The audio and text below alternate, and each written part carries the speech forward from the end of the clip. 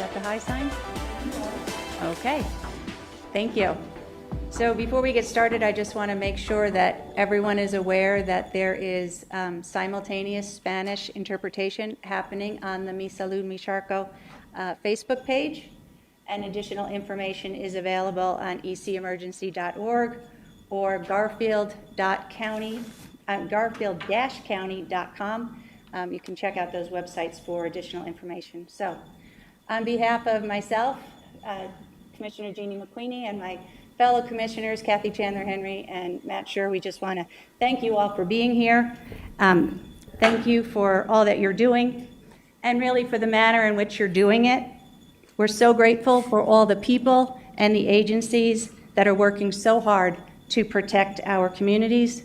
We want to thank you for the open communication and the high level of collaboration allowing us all to get this work done. It is very much appreciated. So with no further ado, I'm going to turn it over to Jennifer to kick this off and get us started. And thanks everyone, and please continue to be safe out there.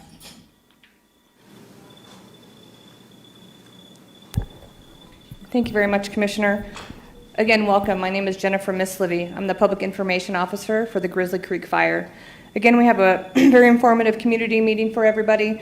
We'll get started off with our incident meteorologist, but first, like she said, we're airing it live with English and also simulcast as Spanish. We'll be collecting your questions along the way and providing a question and answer at the end. So if you have any specific fire-related questions, please address those in the chat. With that, we'll have Matt Jeglum, our incident meteorologist for Grizzly Creek Fire.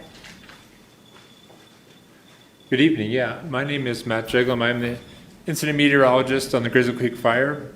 I work for the National Weather Service in Salt Lake City. My day job is a research meteorologist there at the regional headquarters.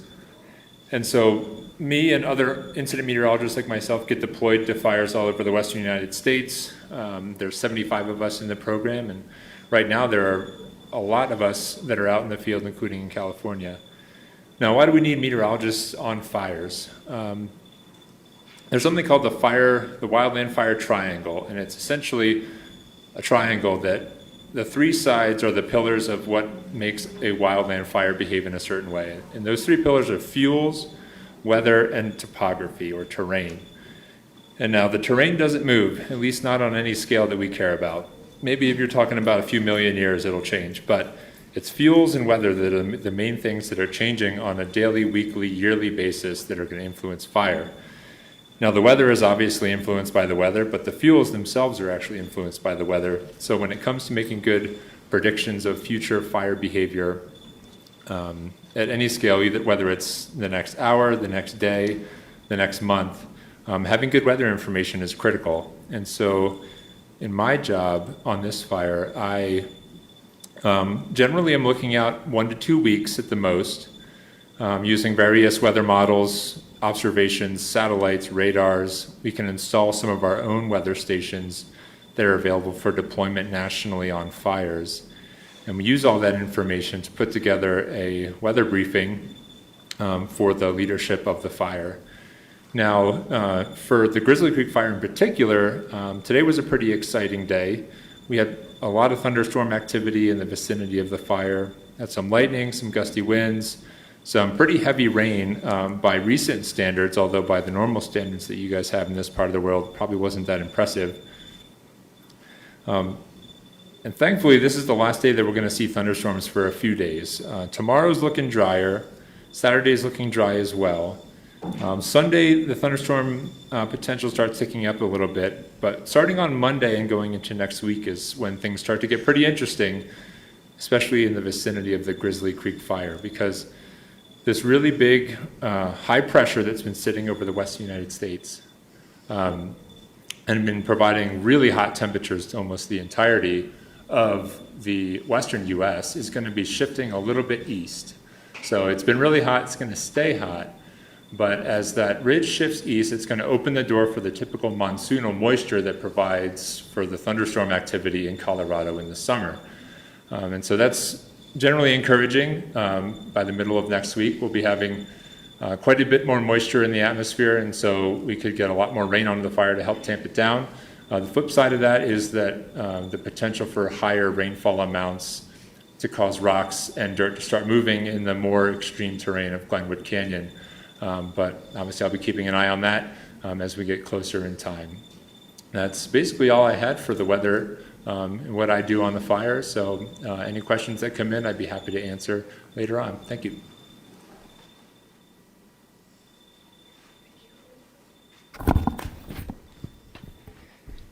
All right, Matt, thank you very much. Next, we're going to have the operational flyover with Jeff Serber, Operations Section Chief, Great Basin Team 1. Go ahead, Jeff.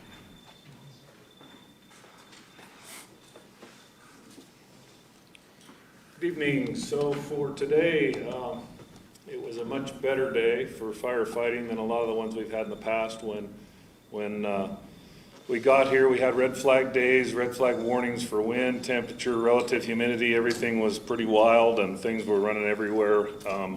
We've had a definite change in that, pretty obviously for the folks that have been following this fire and live around here. And it's allowed us to do a much better job of tamping down the edges. You know, when the fire doesn't pick up and run, we're much better off being able to get right up against it and work in a manner that you know, with equipment and by hand that keeps us from where on those red flag days we just stand back and get people out and things out of the way a lot of time because we can't fight with Mother Nature when it comes to that, even with aircraft. So anyway, today what happened, well, first of all, I'll apologize for this map. Somehow we got it processed without the black perimeter that we had on it yesterday. So first off, I'd like to say that that black perimeter isn't burning again. It's just a mapping error. So we had some black line, I believe, as of this morning, we had black line in this area right here I'll start right here in the I-70 corridor near No Name. We had a black edge along here, I think, showing that was contained. We're carrying it up to the north, up the No Name drainage. We're feeling confident that this has cooled down quite a bit. You can see by the overall map of the fire, before when I talked about it, it had a lot more intense heat, what we call intense heat. And if you look at this, say zoom right in on this spot, some of the more intense spots are the redder. This map also doesn't show that before they had this area here is more recent burn, and the yellow is older and cooler burn. So you can kind of tell that we don't have those areas of high intensity that we used to have. This high intensity fire over here on Division X-ray, this area here, this area, this area, and this area, and this one. This is a burnout operation that we instituted. So you can kind of see what we're trying to do on that division. And before I jump around on the map and make everybody sick, I'm going to go back over here to No Name and start over. So we're back over at No Name. I'll go clockwise around the fire. No Name looks good all the way up the canyon. It's still moving into No Name Canyon right here and into Grizzly Canyon, which we have expected it to do. It's moving much slower. You can see those edges aren't growing near as fast. That's because we lack the wind. We have higher relative humidities, and the fire isn't moving near as fast as it was before. That doesn't mean that there's anything in its way in its that's going to stop its progression up Grizzly or No Name at this point in time. We are out in front of the fire, way in front of the fire right now, with contingency lines over here. You can kind of see where this road system is right down on top of the ridge above No Name. We're following this up to Windy Point, then we're following from Windy Point all the way out around. If you folks that know where Duck Lake is, we're all the way that far out because we don't have the opportunity to cross these canyons and actually be able to stop the fire at this point in time. We continue to assess and figure out if the fire slows down. Maybe we can find a little bit of a way that we could cut off some of the timber stands and save the watershed, save more timber in that watershed, because that's a very important watershed for the city of Glenwood. We're doing our best to both try other methods of crossing those canyons, or if we cannot identify any other way to get across the canyon other than to go way out to the north, we'll work on trying to minimize the severity of the burn or the heat of the burn. The problem in this area is that We have heavy timber stands of fir and spruce, and those are very difficult to conduct a low-intensity burn. In ponderosa pine, we can do low-intensity burns in the understory, and the understory burns and the trees remain green.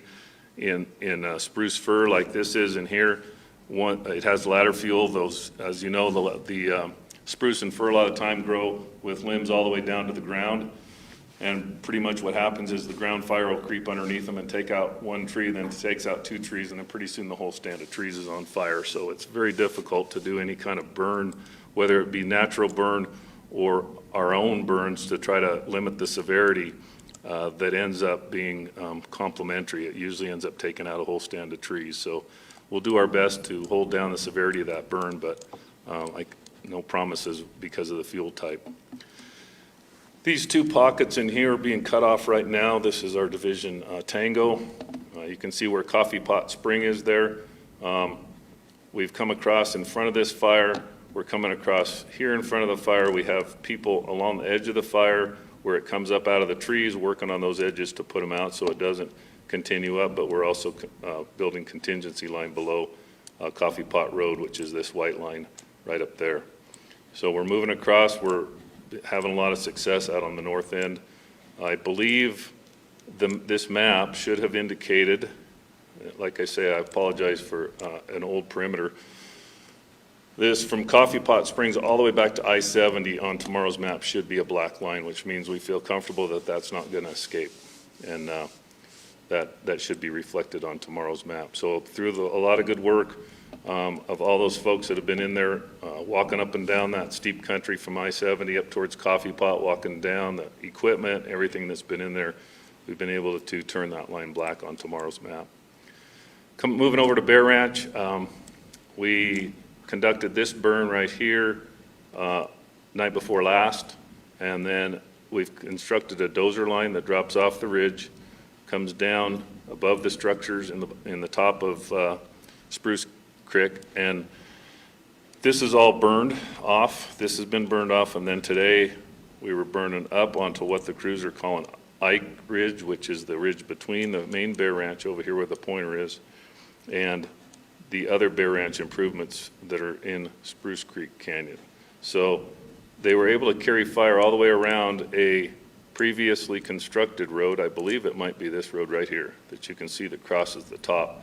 So this was lit this morning, and they carried fire all the way down this road, right there, coming down this road. When I was there, it was going really well, and they lit it earlier in the day because of the thunderstorms. We were trying to beat it and get all the way around the hill before the thunderstorms got here, but it was about 11:30 or 12 maybe when they hit this corner on the ridge and decided not to continue because of the downdrafts from thunderstorms, and they were afraid if they continued to light this fire, the downdrafts would blow embers across the line and we'd get fire on the wrong side of the line. So they held up there.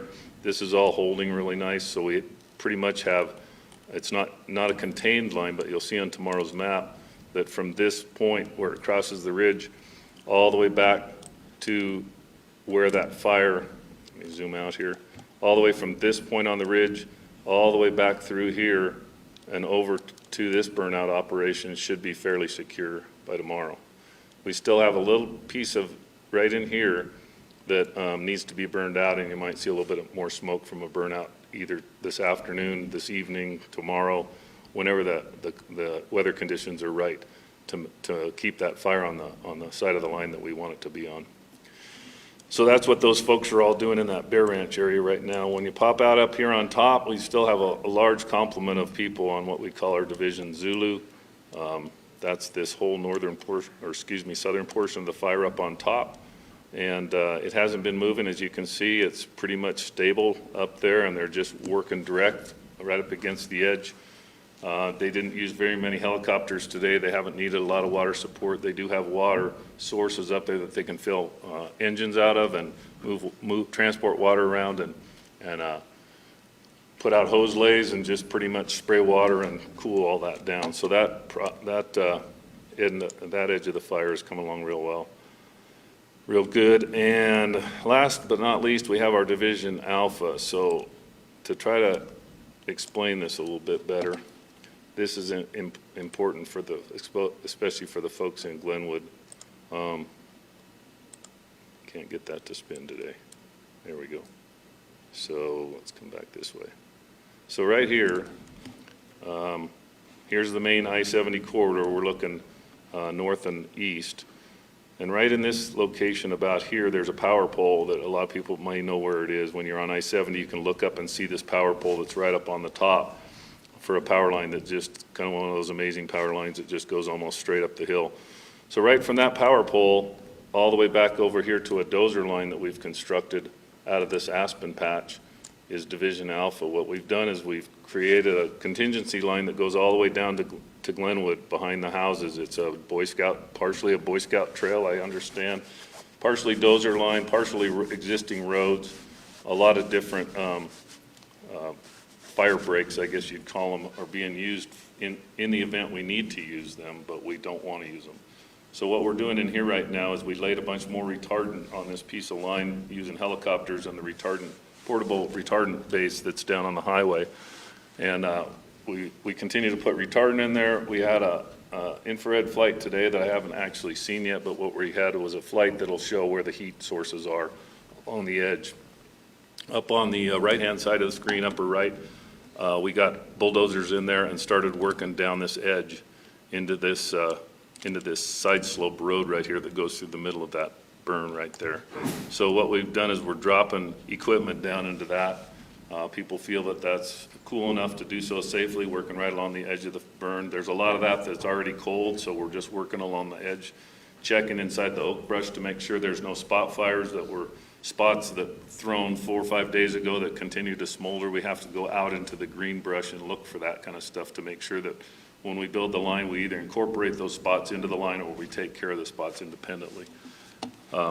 They'll be working on this line for probably 2 more days, trying to cut this off in a direct, what we call a direct fashion, so that we don't have to come back out here to Lookout Mountain and the Lookout Park and drop down and deal with taking it right into the city of Glenwood Springs and impacting all the things that get impacted by that long 8-mile line and more fire on the ground.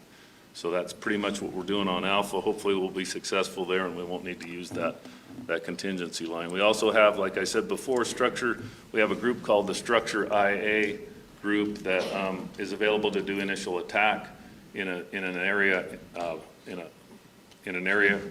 here we've been given a boundary that's much larger than the fire we have, and if we get lightning strikes and they need equipment and things to respond, we have an IA area. So yesterday we had a new start over off of the 115 road about 4 or 5 miles south of the fire, and we responded with a lot of equipment, a lot of aircraft. The local fire districts also responded with their equipment, and through a coordinated effort, a well-coordinated effort, especially in the air, held it to about 50 acres. There was probably at least 6 helicopters in the air at the same time. We had single engine air tankers, which are the little crop duster type looking airplanes. We had LATs, what they call LATs, large air tankers, which are they were small jets there yesterday. And we had the VLATs ordered and they were on their way, but they weren't needed. So through all that effort, the fire was knocked down and went into the evening. We felt that it was a fairly well contained. We left some crews and people out there all night long. Some of our night shift walked around the fire. They dealt with it with engines. They staffed it all night. Then we switched back out with some of our day shift resources that stayed there all day. And this afternoon, when one of the thunderstorms came by, it let out some downdraft winds, and the thing picked up on a corner. And like I say, it's never out till it's out kind of thing, and that's why we spend so much time along these lines before we try to color them black instead of red. But it was able to take off out of a corner. They immediately responded with 2 helicopters. It's continued to get larger. They launched 2 more helicopters and held it to 10 acres, and it's now knocked down again. We have a dozer over there again and engines and all that. So we'll continue to have a presence there for however long it takes to make sure that thing doesn't have the opportunity to add any more acres than it did today. And it's one of those things you can walk right by something that is under the leaves and creeping through the leaves, the old dry oak brush leaves. And then, you'll walk 10 feet and you can turn around sometimes and you can, all of a sudden something will spot up that's not visible. You'll smell it sometimes when you walk by and you'll stand there for a little while and you can find it. But they're almost invisible sometimes, and then a little bit of wind hits them and it takes off just super fast. So that's kind of what happened over there today and on the rest of the fire. Thanks. Thank you, Jeff, again for that great information on the fire. Next, we have Marty Adel, Great Basin Team 1 Incident Commander. He'll be talking about the general fire outlook. Good evening. Once again, I'm Marty Adel. And I'll be talking about the general outlook for the fire, as well as a timeline for the incident management team.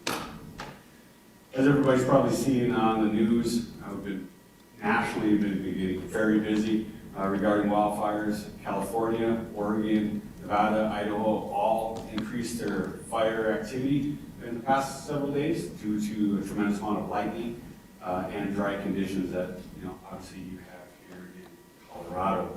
So with that, resources are very, very tight across the nation. Resources are very tight across the nation.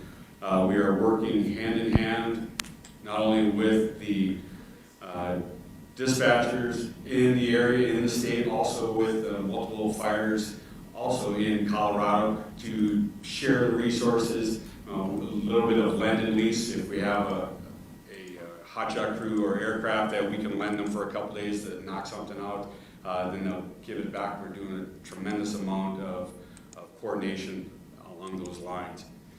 But with that, we still have 850 people on our fire that are aiding the operations that Jeff was just talking about.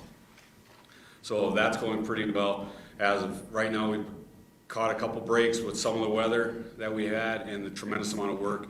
We have been able to put some containment line, black line on the map, and we are progressing forward in securing not only priorities, but the objectives that were given to us on this fire. With that being said, we are coming to the end of our rotation. Each incident management team has a rotation of 14 days, unless some particular criteria can be met, and with the objectives, the priorities, and the tremendous amount of work that is needed for this fire, we are going to get an incident management team in behind us. We're looking at ordering a team this weekend sometime so we can transition with them, download them all the information, convey with them the plans, the objectives, and the priorities for this area, this fire, and our cooperators and partners that we've been working with. I want to first start out, though, and ensure everybody that this will be one of several things. This transition will be seamless. There will be no large difference in what's being done, the communication, or the tactics being done. The resources that are on the fire currently do not leave when the incident management team leaves either. They will stay and they will continue to work through their rotation. Also, many, if not, or I shouldn't say many, but all the contacts that we have made throughout the organization, whether it be with the agencies, the partners we're working with, the community, the sheriff's offices, the emergency management, all those contacts will be made, and the operation, once again, will be seamless. This is going to be done, as I stated. We'll be ordering another crew to come in early next week. We're anticipating on a Tuesday time frame, and then shadow for a day, and then they will take over most likely on Wednesday morning, and the team, the Great Basin Incident Management Team 1, will step aside and go home for a couple days off and go back up on rotation for the next assignment. For that's the outlook and timeline for the team at this point, and I'll take questions later on. All right, thanks, Marty. Appreciate that. Next, we have the Eagle County Sheriff James Van Beek will give an update on evacuations, e-alerts, and restrictions. Good evening, Sheriff Van Beek. So there are no active investigations. We have several pre-evacuations throughout the county. So pre-evacuation remains for Sweetwater. It remains for the Dotsero area. We currently also have some of the areas over on Cottonwood Pass Road that are in pre-evac. And then we also have pre-evacuations currently in the Milk Creek and the Horse Mountain area. Few updates real quick on some other fires that have also come in. So we have the Murphy Creek fire, which is the one on New York Mountain. Last report is they were maintaining as about 1 acre and crews have remained on scene and that they are making very good progress with it. This is in the wilderness area. There was also a report last night on the Upper Gypsum Creek in the Hardscrabble Mountain area. There was several attempts to locate, nothing was found, so this is good news because we're not seeing fire, we're not seeing smoke. We're going to continue to monitor that area and watch it very, very closely. The Camp Hale fire, at last report, was fully contained and was fully controlled. Also this afternoon, as many of you know, there was another wildland fire start in Eagle County. It was south of Horse Mountain Ranch and Milk Creek area. There is a pre-evac still in that area. They're still actively fighting that fire. This is the Ruby Creek or Rube Creek fire. There is a unified command. It's with BLM, the Greater Eagle Fire Protection District, with the Sheriff's Office supporting. At last report, they had 50 firefighters that were assigned to the incident. At about 5:40 this evening, it was reported to be about 9 acres inside of Pinyon and Juniper. They had air assets that were coming in, and they had retardant had boxed in about 90% of the perimeter, which was good news. There is 0% containment. There was some assets at risk, a few homes, watershed, and some power lines, and that's going to be the primary focus in protecting all those. They had several aircraft, so they had 1 helicopter, 2 single-engine air takers, the seats, and 2 large air takers that were supporting on that one. And again, Horse Mountain Ranch remains on pre-evacuation. We are still currently in a red flag warning for this evening until about 9 p.m. So we're asking everyone to use extreme caution. We are in a stage 2 fire restrictions in Eagle County. There was also a fire restriction put out by the governor. Some people have had questions about which one supersedes the other. Our restriction is slightly more stringent than the governor's, and so we're holding to Eagle County's stage 2 fire restriction at this time. And again, as you've heard over and over and over again, we're going to keep telling everybody, if you want to know what's going on, you need to sign up for the alerts. We are trying to get deputies into the area, but there's a lot of houses and a lot of territory to cover. And we're asking everyone to please sign up for the Eagle County alerts. It's the ecalert.org. And if you want updates of all the active activity that's going on in the area, we ask you to go to ecemergency.org. Thank you. Thank you, Sheriff. Garfield County Sheriff Lou Valerio was unable to attend this evening. He wanted to report that there's no change in evacuations or pre-evacuations. And if you have any other information or would like e-alerts, please go to garco911.com. Next, we have Lisa Steffler. She's the White River National Forest Deputy Supervisor. She'll be giving you an update on the Forest Service. Great, thank you. Good night, everyone. Glad to be here again. Day 11 is where we are with this fire. Some days it feels like it's been just a flash, and some days it feels like it's been forever, and I'm sure it does for everyone who's dealing with this in the communities around the fire. Day 11, and we still know that we have ways to go on that. So really focused right now with the current team on making preparations for a smooth transition to a new team. That'll be part of our focus in the next couple of days, and we're assured that we're going to get another high-quality team, same as this one. So that's the kind of thing that happens all the time on long-term fires like this. Nothing unusual about that whatsoever. We can't have these folks here working 20, 30, 40 days in a row without a day off. So we're going to give them a day off and get a fresh group of leadership in. Let's see, I want to come back to something I mentioned at our last public meeting having to do with this assessment team that's coming in. And part of us thinking about where we can reopen areas and where areas are safe for people to be is looking at some of the immediate risks to rockfall and debris flow due to some of these storms. Most of you know that Glenwood Canyon is extremely steep. So that assessment has been ongoing this week, and tomorrow we'll be meeting with some of those key partners, CDOT and the City of Glenwood Springs and County Emergency Services, to go over some of those findings and help them plan for potential storm events, as well as all the things that we might need to do to make that corridor safe so that we can reopen it. So that's on a good track. I'm looking forward to seeing what they have to share with us. And thanks for sharing the IA. One of the things I just want to say, people have asked again and again, what can we do to help? Well, I think the most important thing people can do to help, as we found yesterday, is to observe those fire restrictions. The last thing in the world that this team and your county resources need is another fire. Although we got our hands around these fires, it was a lot. Those initial attacks yesterday stretched our resources, and although we got on them, really need people to be observing those fire restrictions, whether you're at home or out on the forest. There's just no open burning, no campfires. So please take care of that. And as we approach hunting season, I know that people are looking forward to getting out in the woods, and the tradition of being at hunting camp or being out in the forest, again, really need people to be observing safe practices out there.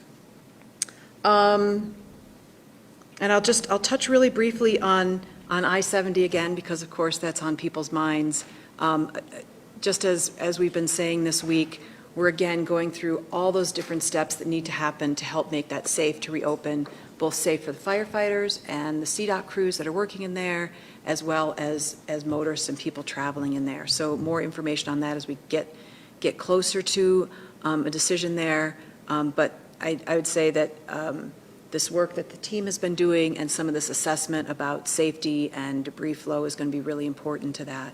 I'll also share that Xcel Energy has been, every place that is safe, they are working feverishly to restore that power line, so that's all ready to go, and that won't be a barrier to reopening I-70, having to do their repair work there. So that's really terrific for everyone. And I think I'll leave it at that and wait for questions. Thanks for the opportunity to be here tonight. Thank you very much, Lisa. And thank you, everyone, for that great and valuable information we shared. Next, we're going to turn it over to Kim Osborne, our moderator for questions. Go ahead, Kim. Thank you. We only had a few questions tonight, and we'll go with Sheriff Van Beek. The first question for you is there a time frame to move the helipad at No Name out? When it's done with it, I'm sorry, this question's a little, when it's critical at that location, they're asking when it's going to be moved out. That's not my call, that's down that way. Actually, I'm going to defer that to Mr. He's the operations specialist here. We've had several discussions about that.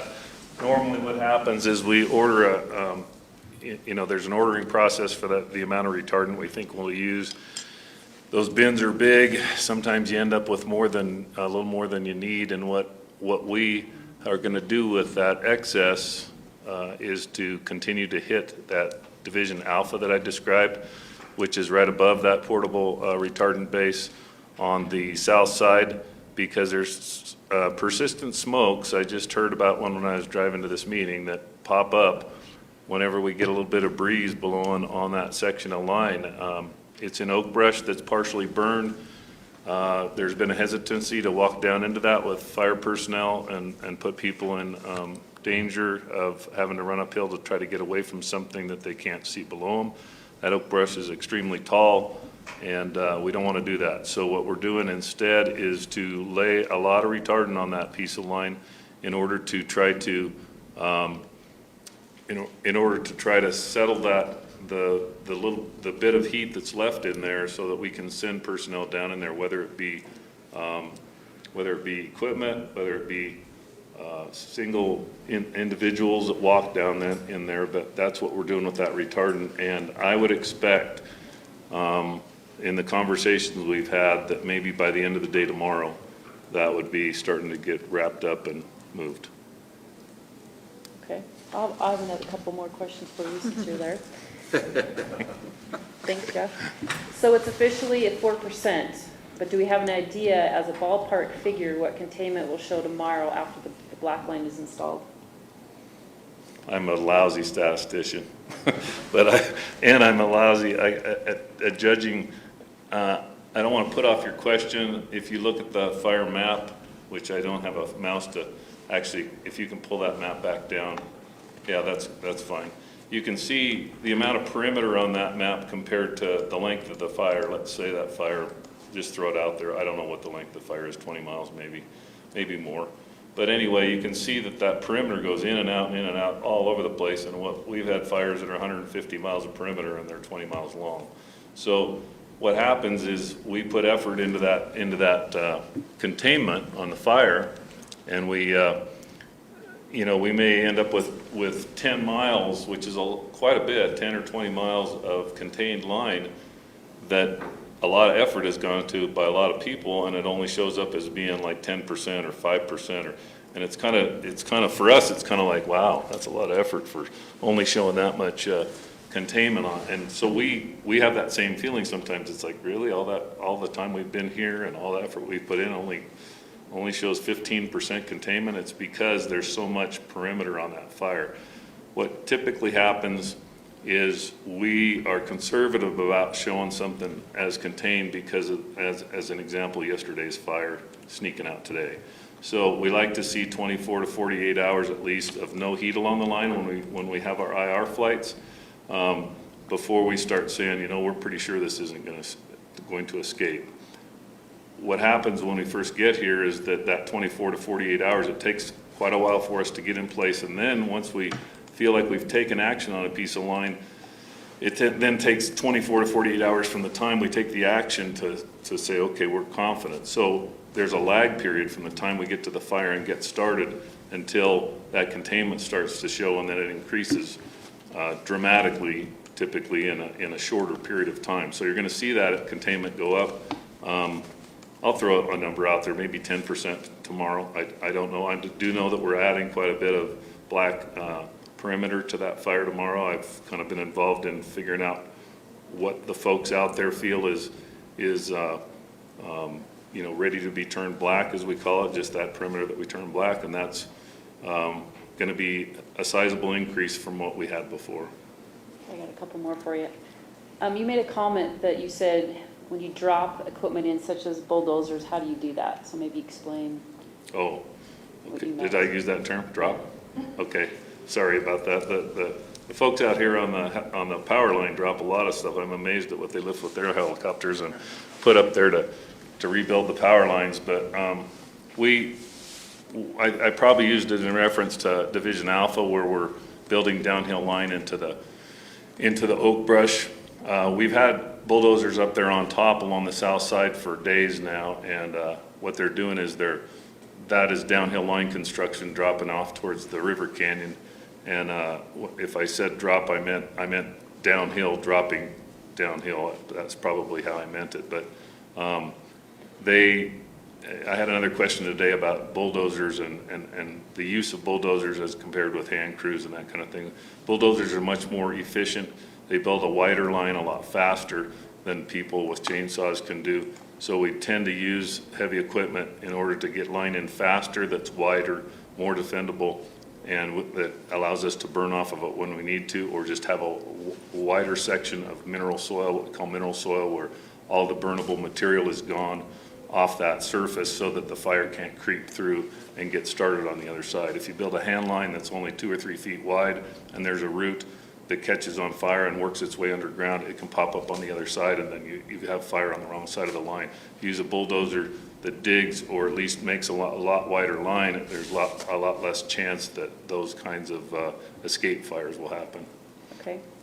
And the last question for you, how does the smoke and ash affect the operations of aircraft fighting fire? It affects it almost, it's probably every single day we've been here it has. They have to be able to, number one, see one another. They have to be able to see the ground. They have to be able to see the point where they go in to dip for water. So there's a lot of visibility issues. If you're looking at a piece of fire wondering why nobody's flying on it, it may be because the helicopters can't get down in a canyon to get their water because it's too smoky in the bottom. Or if you're looking at it from the bottom and kind of going, you know, it's difficult to judge because on a fire of this size, you could have clear air on one side, smoky air on the other. And what we typically do, we launch what we call an air attack first thing in the morning. That's a fixed wing airplane that goes up in circles all the way around the fire, looks at the air quality and determines whether to launch helicopters and air tankers and whatever else is necessary. If they get up there and they fly around in that fixed wing airplane and they kind of go, you know what, I can't even see the ground and this ain't gonna work. They pretty much call back to the helibase and say, you know, we're gonna delay the use of helicopters until the air clears. And so the folks are all standing there on the ground sometimes kind of going, man, I wish we could get some water. And it's a frustrating experience for the folks on the ground, but safety is the first priority. Aviation safety especially, not especially, everybody's safety is important, but aviation safety won't be compromised. So pretty much we're always looking at the fact that we want those folks it doesn't make sense to launch aircraft and then go back and have them land for no reason. So that's the kind of thing. I hope I answered that question properly, but the air quality is super important and it can be at different levels above the fire. We could have what happens on a lot of days when you have those big burning days, like where we had a 6-mile run, is that there's a large column of smoke and they can't even get underneath the smoke to see what's going on, let alone drop water or do anything with it. So those are the times when we set the aircraft down, wait it out. The people on the ground have to get out of the way. We evacuate people sometimes. All those things happen because of visibility. Sometimes we have to just err on the side of caution and evacuate people because we know that fire is moving pretty fast, but nobody can even see into the smoke to see how fast or how far it's progressed. So from an aviation standpoint, that's why the air quality is so important. Thank you, Jeff. This next question will go to Sheriff Van Beek. And the question is, has the cause of the fire been determined? Actually, that's going to go to the Forest Service, I think, because the Forest Service, it started on Forest Service, and they were there in the primary investigation. So our investigators have been on the ground there. I have not seen a final report on that, still under investigation. So we'll release that when we have that firm and finalized. Thank you. Lisa, another question for you. Has anyone seen have you had any reports of bighorn sheep they've been seen in the area? People are worried about them. Yeah. I have seen bighorn sheep on both ends of the fire, both the lower kind of no-name Glenwood Springs and as well as on the other end. Haven't seen any in that immediate middle part that's been impacted by the fire. They are incredibly resilient and wily and know their way around that canyon, and they are moving in and out of places that are safe. Yeah, I have seen them on both ends. Yep. You've been doing some driving? I have, Yeah. same thing. Thank you. Yeah. That's all the questions that we have. All right, thank you, Kim. Thank you, everyone. Thank you, everyone, for joining the meeting today. Great informative information. If you still have additional questions, please post them on the meeting chat line and we'll get those answered. The next meeting is set for Saturday, August 22nd at 6 p.m. We'll have it live as well. Have a wonderful evening and thank you for joining.